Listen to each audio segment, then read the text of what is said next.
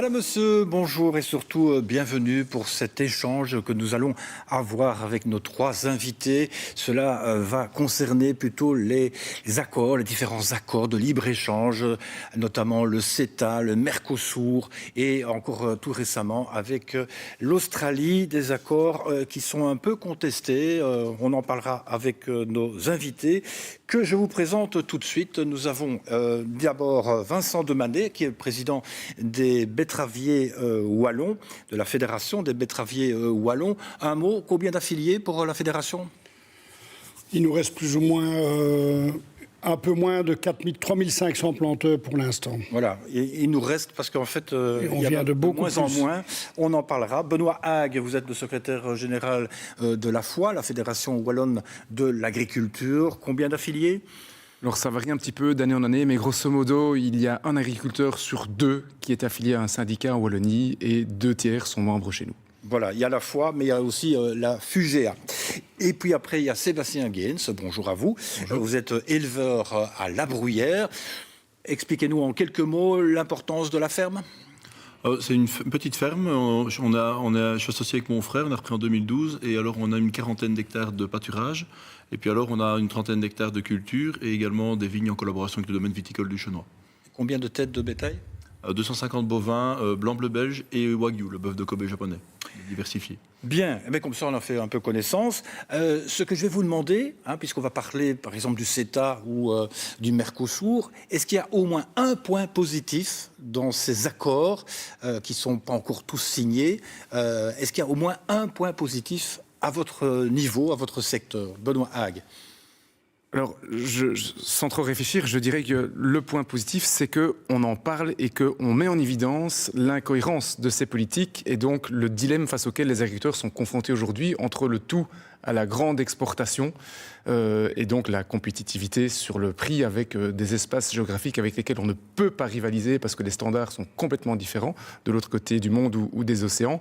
Et d'un autre côté, la réglementation et toutes les mesures en faveur de l'environnement, du bien-être social, les mesures sanitaires, enfin tout ce standard très élevé de qualité qui existe en Europe, qui a un coût, mais qui est très important pour nous. Mais donc, en conséquence, c'est le grand écart au quotidien pour les agriculteurs, être compétitifs et faire bien au quotidien tout ce qu'on leur demande. Vincent Demanet, s'il y avait « faites-vous mal », donnez-moi au moins un argument positif. Alors, je vais donner un argument positif, mais mon voisin ne sera pas content. Celui sur l'Australie. Donc moi, je viens ici essentiellement pour le sucre. Il ne comprend pas le sucre. C'est juste ça. Mais moi, personnellement, je ne vois pas beaucoup d'éléments pour l'agriculture positifs dans tous ces accords. Sébastien Gaines, en tant qu'éleveur, est-ce que vous connaissez bien ces accords, vous les suivez? Est-ce qu'il y a au moins quelque chose de positif à vos yeux? Oui, il y a quand même quelque chose de positif, c'est que c'est des accords un peu incohérents, voire schizophréniques, et justement, il y a un rejet quand même massif de la population qui ne les comprend pas toujours non plus, qui ne comprend pas la stratégie. Et donc, du coup, on a eu des signaux quand même des grandes surfaces, par exemple, qu'on dit qu'ils ne se fourniraient pas en viande, notamment du Mercosur, et on a des gens qui rejettent un petit peu ce type d'importation et qui privilégient un peu le local, et ayant la chance de commercialiser directement via ma coopérative, qui est une boucherie située à Émine, ma viande, on a quand même un regain d'intérêt, un intérêt certain de pas mal de gens pour la qualité et faite proche de chez eux. Alors, rappelons que le Mercosur, c'est un traité de libre-échange économique entre 4 pays d'Amérique latine, le Brésil, l'Argentine, le Paraguay et l'Uruguay, que le CETA, c'est entre l'Union européenne et le Canada. Je vous propose d'écouter une réaction de la ministre Dalk, ministre wallonne de l'Agriculture. Comme ça, elle balise un petit peu et puis elle réexplique que c'est quand même la responsabilité de l'Union européenne.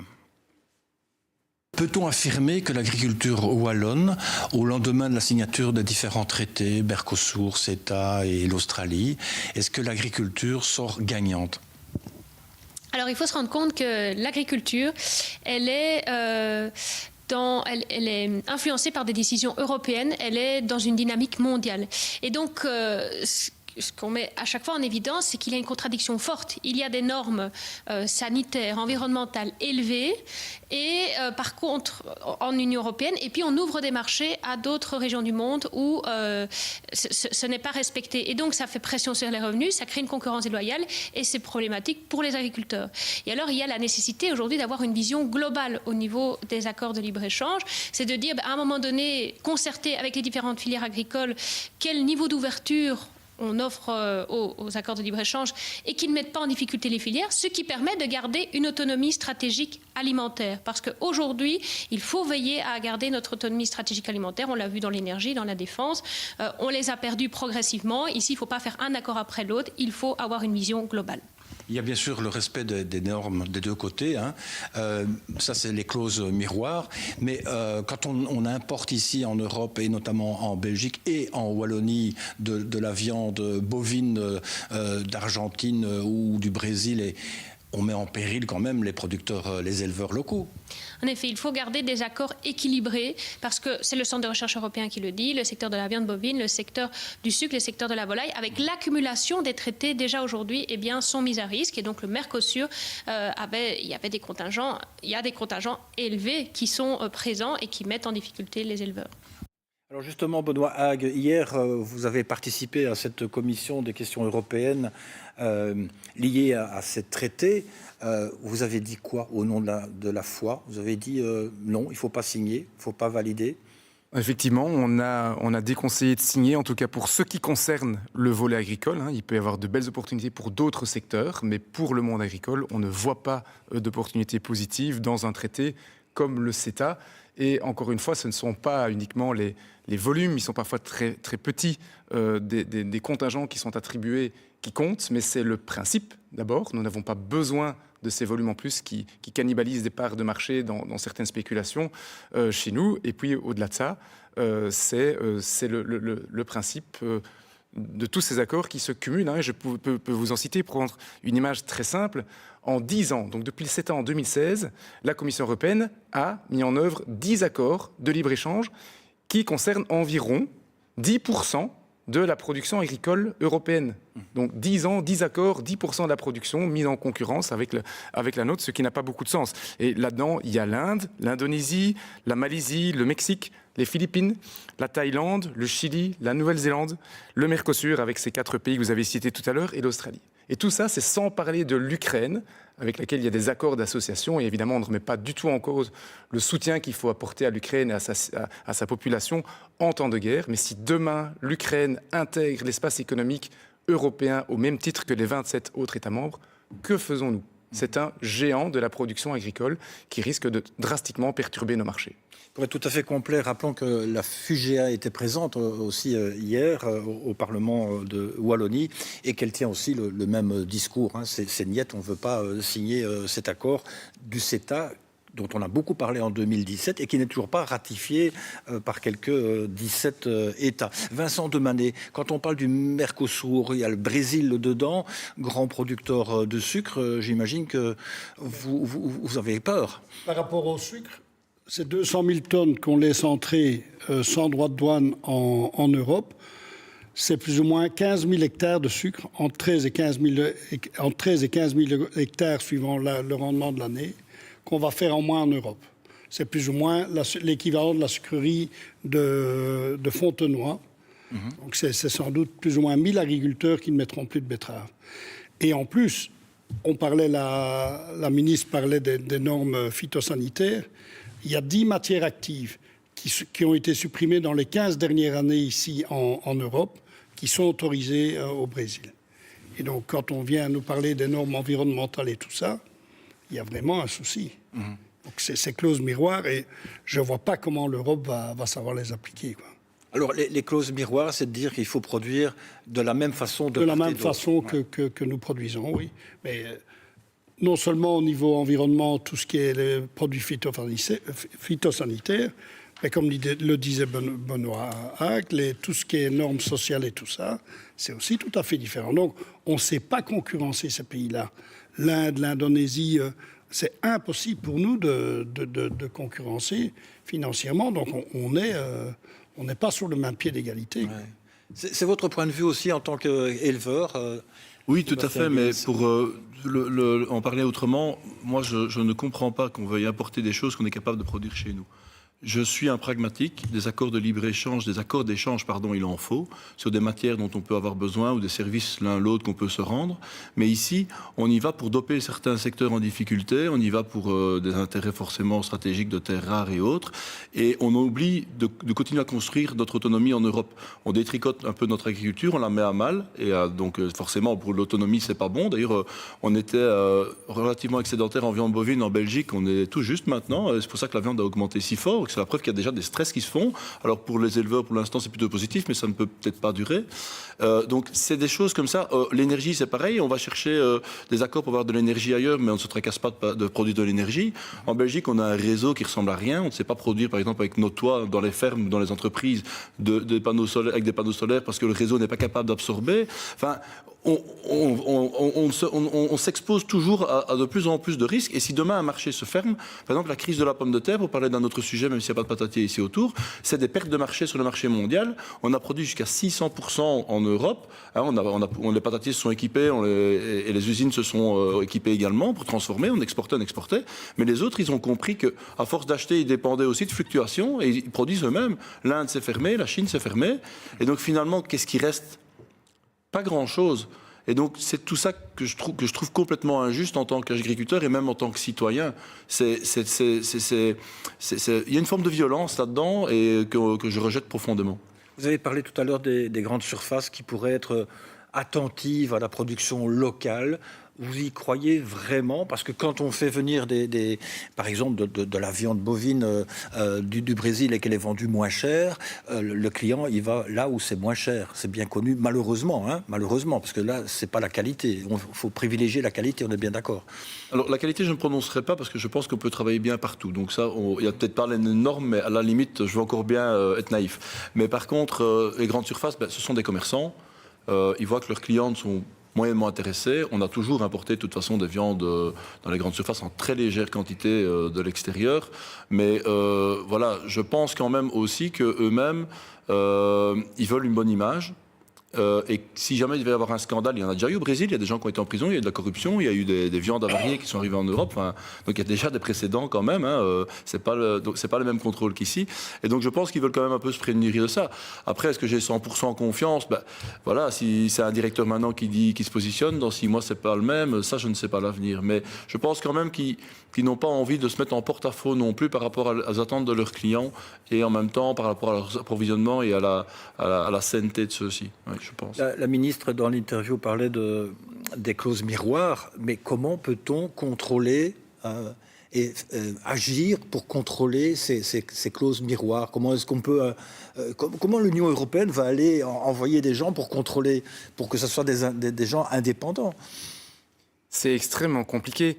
Il y a une délégation d'eurodéputés il y a quelques mois qui s'est rendue au Brésil au moment où on commençait à le signer, l'accord du Mercosur. Et ils ont été interrogés dans des ports, des brigades de contrôleurs qui leur ont dit eux-mêmes, écoutez, on n'a pas la capacité de contrôler tous les camions qui rentrent. On sait peut-être en contrôler un tous les 200 dans ce grand port qu'on visite ici. Mais pour le reste, advienne que pourra. Donc, il faut se rendre compte que ces contrôles sont extrêmement difficiles à mener. Prenez le problème de la drogue dans le port d'Anvers, même dans la Belgique, qui est un pays qui a des moyens importants, techniques, technologiques, etc., pour effectuer ce genre de contrôle avec les douanes, on n'arrive pas à contrôler le problème. Alors, imaginez-vous, dans des pays avec des standards différents sur des productions qui représentent des milliers et des milliers de tonnes, comment faire? Donc, on nous leurre.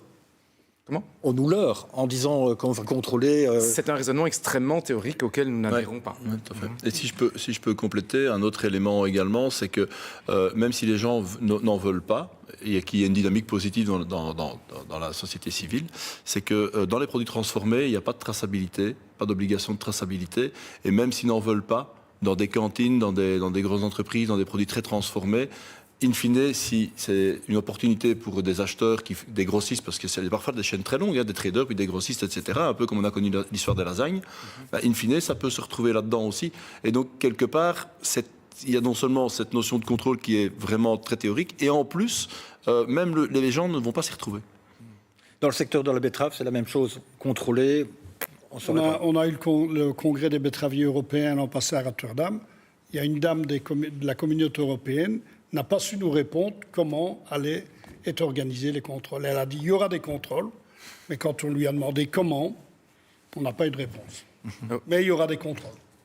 Ici, on est entre représentants des secteurs de production agricole, mais si on se met de l'autre côté de la barre et on s'adresse aux auditeurs et donc en leur qualité de consommateurs, on se met à leur place, comment peuvent-ils identifier les aliments et faire un choix éclairé? Aujourd'hui, ce n'est pas possible. Le manque de traçabilité ne permet pas de dire d'où provient l'ingrédient qui compose la lasagne, pour reprendre cet exemple-là, ou d'autres. Et donc finalement, c'est aussi le consommateur et sa responsabilité qui sont floués dans l'histoire. Ce n'est pas uniquement les producteurs primaires que sont les agriculteurs. Parce que ces accords, finalement, et on l'a déjà abordé, c'est que ils détricotent l'agriculture, quelle que soit la filière dont on parle, que ce soit l'élevage ou les betteraviers. C'est un peu ça. On a toujours été le dindon de la farce par rapport à d'autres secteurs qui apparemment sont gagnants. Mais nous, je pense, tous les secteurs agricoles, on a chaque fois été perdants.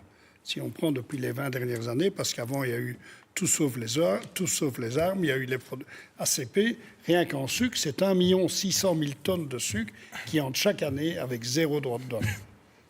Donc c'est plus de 10% de la production, et nous, on doit exporter à des prix dérisoires. Mais comment expliquer cette situation? Comment l'Union européenne parvient à faire signer des accords, ou en tout cas à présenter de tels accords? C'est très simple. L'agriculture est toujours la variable d'ajustement dans tous les accords auxquels on procède avec d'autres grands blocs économiques du monde, pour la bonne et simple raison que tous les pays du monde font de l'agriculture. C'est une activité qui existe depuis très longtemps et qui a permis de développer et de faire prospérer nos sociétés. Par contre, tout le monde ne fait pas de pharma, de voitures, de haute technologie, de services spécialisés en informatique et autres, mais on peut en proposer et en échanger. Et c'est évidemment là qu'on peut plus gagner dans la transformation, donc dans le secondaire et dans le tertiaire.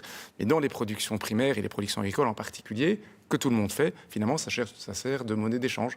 Parce que eux ont des quantités ou des volumes disponibles qui peuvent donc échanger contre les technologies qu'on va leur vendre. Oui, mais les syndicats que vous représentez, la foi, elle est quand même présente dans des structures aussi, et représentée dans des structures à l'échelle européenne. Donc elle peut aussi faire entendre sa voix. Oui. Vincent Demonnet, il sourit. Alors, malheureusement, le monde agricole, on n'a plus la force qu'on avait dans le temps. On représente quel pourcentage du chiffre d'affaires et tout ça par rapport au lobbying des grandes multinationales. On a aussi des contacts auprès de la communauté européenne, mais non, on n'est plus une force de... Alors c'est très paradoxal parce que le monde agricole ne représente plus en Wallonie que 1% de la population, mais en même temps, il gère la moitié du territoire. Et il procure de la nourriture, de l'énergie et d'autres services en grande quantité à toute la population. Et donc, on devrait, dans l'idéal, ne pas tenir compte que du poids électoral et de la valeur économique produite directement, mais de l'ensemble de ces services essentiels au bon fonctionnement de la société que les agriculteurs fournissent au quotidien. Sébastien Gaines, vous vous dites comment survivre dans ce monde assez fou? Comment survivre dans ce monde assez fou? Déjà, on a chacun des fermes différentes et on essaye de trouver, tant que faire se peut, des solutions économiques par des changements de culture, par des développements de filières, etc. Et ce que j'ai fait, moi, c'est clairement, je vends 90% de mes bovins via ma coopérative aujourd'hui. Alors, c'est pas rose, c'est des employés à gérer, c'est des investissements, etc. Donc ça, c'est moi.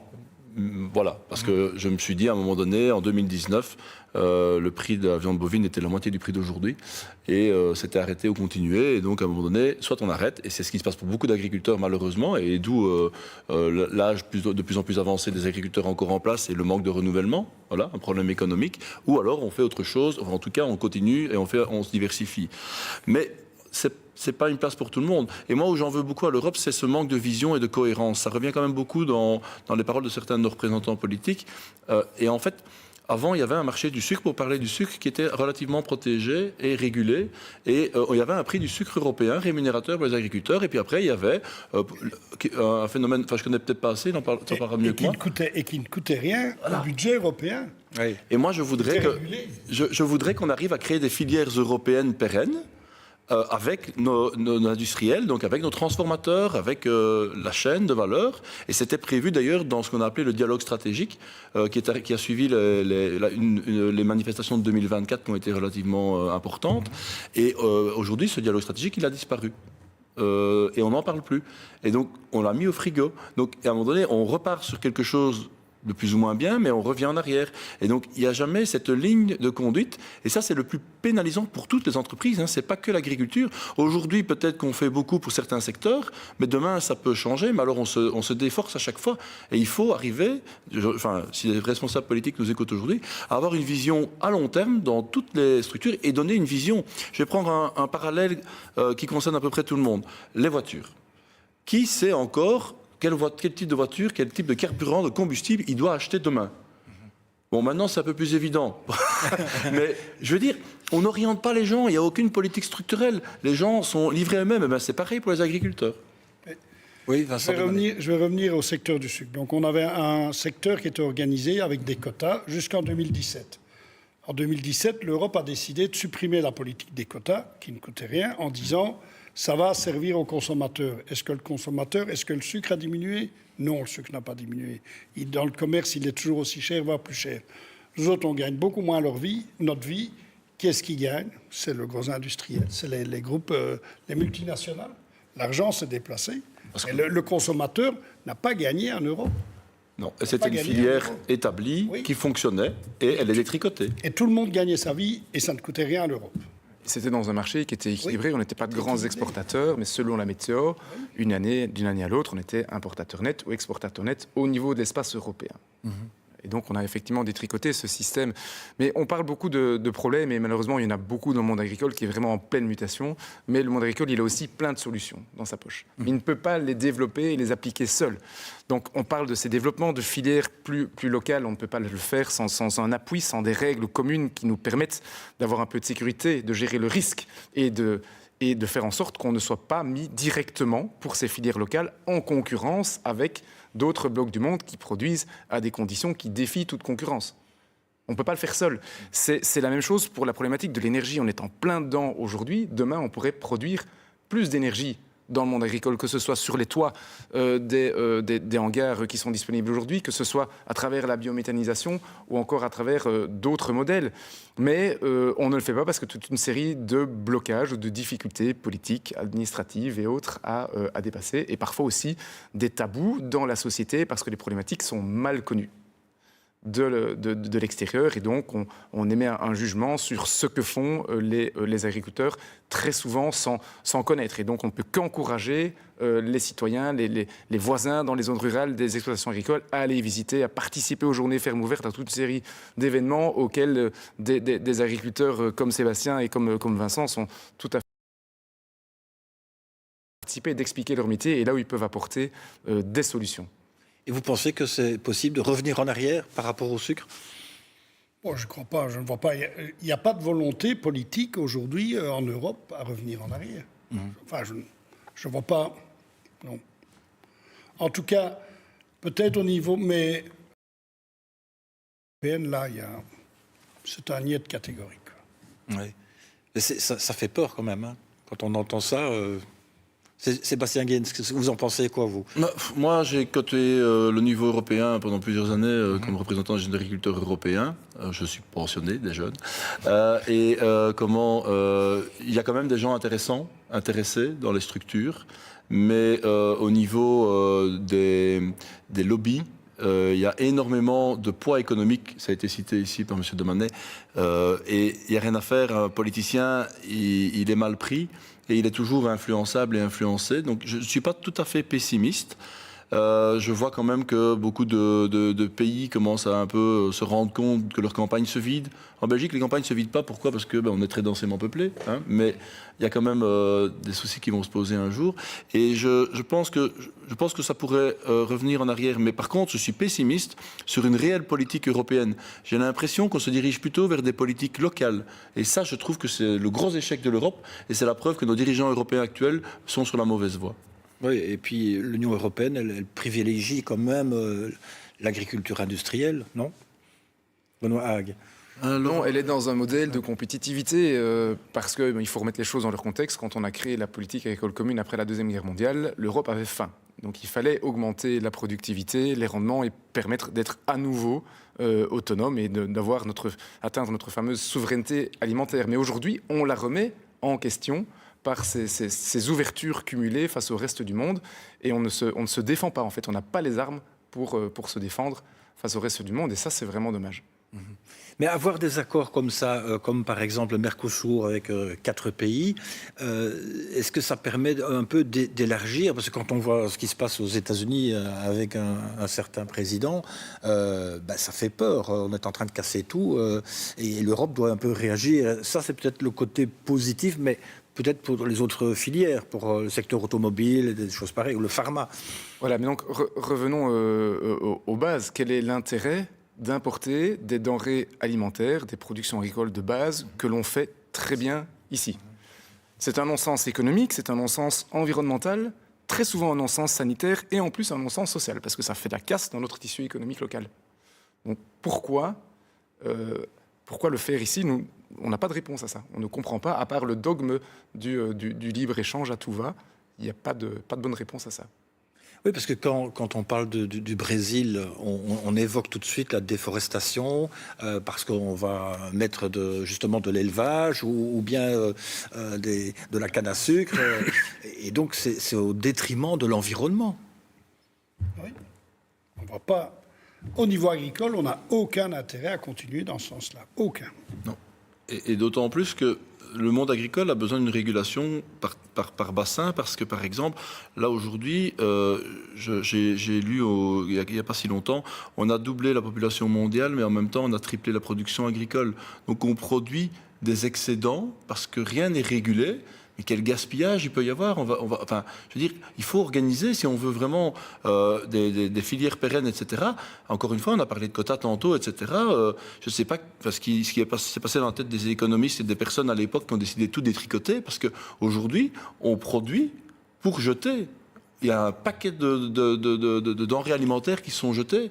Et alors, je déteste le discours il faut nourrir le monde. Le monde, ceux qui ont faim, c'est parce qu'il y a un problème de pouvoir d'achat. Mais le monde, il n'y a pas de problème pour le nourrir. On le nourrit déjà très bien, mais en attendant, enfin très bien, en tout cas en quantité. Et donc, il va falloir aussi trouver une solution par rapport aux ressources de la planète. Donc, de toute façon, même par rapport aux ressources, par rapport au monde de demain, on doit trouver des solutions. Et donc, l'agro-exportation, échanger des poulets contre des bagnoles, ça n'a aucun sens. Ça n'a aucun sens. Alors, je ne dis pas qu'on doit retourner tous avec nos petits potagers non plus. Hein, on n'est peut-être plus à cette époque-là, même si ça détend certains. Moi, paradoxalement, je déteste un potager. Je suis toujours dans mes vaches, mais pas dans mon potager. Donc, chacun fait solo ce qu'il souhaite. Mais je veux dire, il y a un moment donné, il faut organiser les choses. Et alors, ça rend du sens aussi pour les gens qui y travaillent. Parce que quand on parle un peu avec nos collègues, franchement, il y en a, ils fonctionnent, mais ils ne savent même pas. On s'aime, mais on ne sait même pas pourquoi parfois. Ce qui est le cas cette année, d'ailleurs, hein, avec la crise agricole qu'on traverse. Oui, quand je rencontre des betteraviers, ils disent il n'y a plus tellement d'intérêt de planter des betteraves. 40% de diminution en 2 ans. C'est le cas à la raffinerie Trier-le-Montoise. On a diminué de 40%, donc sur 2 ans. Ce qu'il faut retenir de l'histoire aussi, c'est que la production de betteraves, jusqu'à la fin des quotas, donc jusqu'en 2016, et bon, ça a commencé à décliner un petit peu avant, mais c'était la production phare qui amenait de la trésorerie dans les fermes, parce que les marchés étaient bien gérés, étaient régulés au niveau européen. On a fait sauter les quotas et maintenant on est complètement soumis à la volatilité des marchés internationaux. Et donc les agriculteurs, progressivement, se sont tournés vers une autre culture plus rentable comme tête de rotation, c'est la pomme de terre. Oui. Et la pomme de terre trouve aujourd'hui les mêmes turbulences. Et donc, à la fin, on fait quoi? À chaque fois, on va changer de tête de rotation, on va changer de culture parce qu'un marché n'est plus porteur. Entre-temps, on a des investissements importants qui sont faits, du matériel à amortir, des usines qui sont là aussi qu'il faut exploiter. Donc, c'est compliqué. La clé, c'est de diversifier. Oui. Et reconversion, vous parlez de la pomme de terre. On a justement dans notre JT de ce soir un sujet sur un producteur de chips à Mété, Lucien pour ne pas le citer, mais ils sont aussi confrontés à une grosse production de pommes de terre qui vont devoir très prochainement donné au public. Si on devait conclure, un mot de la fin pour chacun d'entre vous, Vincent Demanet. Qu'est-ce qu'on peut dire en un mot pour conclure cet échange? Mais que c'est vraiment malheureux ce qui se passe aujourd'hui et qu'il faut que l'Europe se reprenne, mais il faut vraiment changer son fusil d'épaule et de direction pour revenir à des vrais fondamentaux. Voilà, prochaines élections européennes, il faut taper sur la table. Parce que c'est les voix des petits Belges qui vont changer. Mais enfin... Sébastien Gaines. Moi, j'en ai déjà parlé. Je fais appel aux personnes qui nous regardent, aux différents acteurs de l'économie, etc. Que voilà, je pense qu'on a tous à y gagner de mieux s'organiser, de développer des filières, qu'elles soient d'ailleurs agricoles ou pas, et de pouvoir construire ensemble un monde où il y a une économie stable et qui crée de la richesse, en fait. Et ici, on crée de la richesse, mais pour certains et pas pour tout le monde. Et je trouve que c'est malheureux parce qu'on crée de la richesse pour certaines filières, pour en sacrifier d'autres. Et ça n'a pas de sens, ce n'est pas cohérent et ça manque de vision. Merci beaucoup, Benoît Hague. Moi, je dirais, mettons-nous tous ensemble, des agriculteurs jusqu'aux citoyens, qui sont les consommateurs et pour qui les agriculteurs travaillent au quotidien. Mettons-nous tous ensemble pour affronter ces problèmes, en faire des opportunités de mieux consommer et donc de faire bénéficier de la consommation au quotidien aux agriculteurs qui ont des productions locales de grande qualité en Wallonie, en Belgique et partout en Europe. Merci beaucoup à vous trois d'avoir accepté notre invitation. Merci aussi à vous toutes et tous de nous avoir suivis. Excellente fin de journée et à bientôt. Au revoir.